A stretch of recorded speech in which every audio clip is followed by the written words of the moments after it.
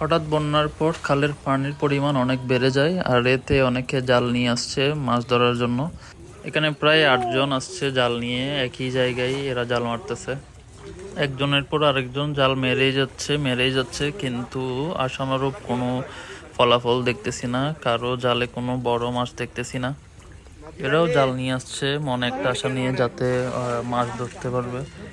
আর আমরা যারা দর্শকরা আছি আমরা দেখতেছি, আর আমরাও আশা করি এরা যাতে মাছ পায়। কিন্তু শেষ পর্যন্ত কারো জালে কোনো মাছ দেখতেছি না। এদের অবস্থা অনেকটা আমাদের বাংলাদেশ ক্রিকেট টিমের প্লেয়ারদের মতো।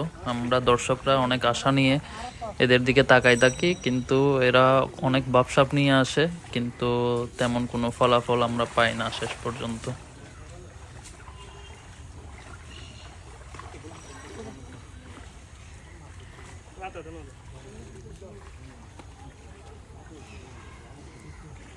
যত সময় যাচ্ছে তত দর্শকের পরিমাণ বাড়তেছে, আর সবাই তাকিয়ে আছে কে কেমন মাছ পায়।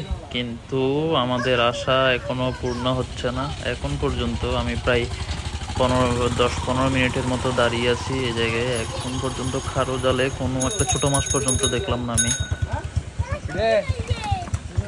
এভাবে এরা একজনের উপর আরেকজন জাল মারতে থাকুক, আর শেষ পর্যন্ত যাতে মাছ নিয়ে ঘরে ফিরে যেতে পারে এই আশাই করি।